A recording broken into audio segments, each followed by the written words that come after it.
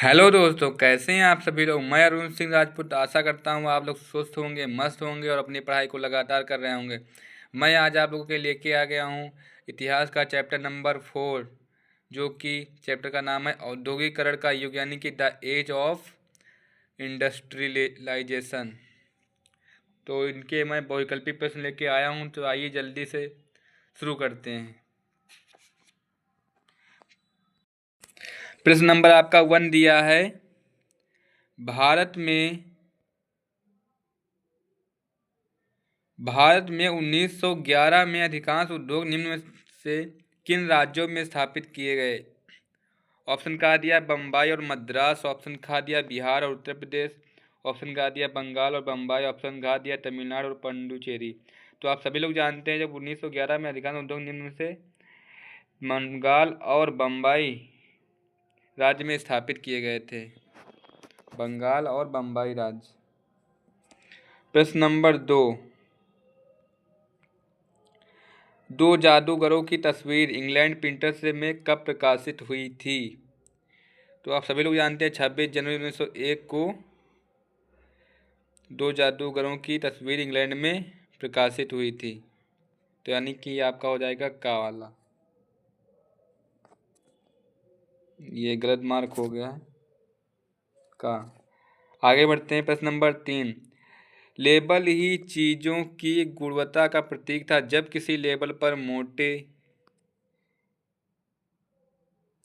अक्षरों में क्या लिखा दिखाई देता तो खरीदारों को कपड़ा खरीदने में किस तरह का डर नहीं रहता था। Made in India, made in China, made in Manchester. तो यही होगा मेड इन मैनचेस्टर। प्रश्न नंबर 4, 1928 ईस्वी के ग्राइप वाटर के कैलेंडर पर किस भगवान का चित्र अंकित था। तो 1928 पूछा ना, तो ये बालकृष्ण, ये आपका बालकृष्ण हो जाएगा। प्रश्न नंबर 5, विश्व बाजार में कौन कौन से भारतीय उद्योग एवं दस्तकारियों का बोलबाला था। जूट और कागज, सूती और रेशमी कपड़े, जेवरात और हस्तशिल्प, बर्तन और कांच। पूछ रहा है विश्व बाजार में कौन कौन से भारतीय उद्योग एवं दस्तकारियों का बोलबाला था। सूती और रेशमी कपड़े, ये इनका बोलबाला था। प्रश्न नंबर 5 हो गया।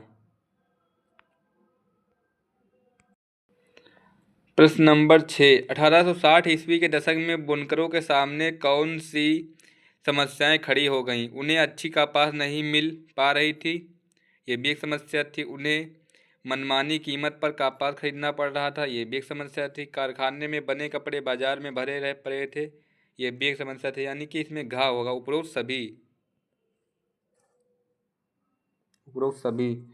प्रश्न नंबर 7, 20वीं शताब्दी में आयातित कपड़ों के मैनचेस्टर के लेबल पर किस प्रकार के चित्र छपे होते थे। भारतीय नेताओं के, भारतीय फूलों के, भारतीय पशु पक्षियों के, भारतीय देवी देवताओं के। तो भारतीय देवी देवताओं के छपे होते थे चित्र। प्रश्न नंबर 8, 1934 ईस्वी के सनलाइट साबुन के कैलेंडर पर किस भगवान का फोटो छपा था। तो किस 1934 में पूछा ना, 1934 ईस्वी के सनलाइट साबुन के कैलेंडर पर किस भगवान का फोटो छपा था। तो विष्णु भगवान। प्रश्न नंबर 8, नहीं 8 तो हो गया, 9 है। 1912 ईस्वी में जे.एन. टाटा ने भारत का पहला लौह और इस्पात संयंत्र किस जगह स्थापित किया। ये तो सभी लोग जानते हैं, जमशेदपुर। ये प्रश्न बोर्ड में 2024 में आया हुआ था, जमशेदपुर। प्रश्न नंबर 10, गिल्ड्स क्या थे। व्यापारियों के संगठन, नाविकों के संगठन, विद्वानों के संगठन, उत्पादकों के संगठन। तो गिल्ड्स पूछ रहा है ना, तो ये थे उत्पादकों के संगठन।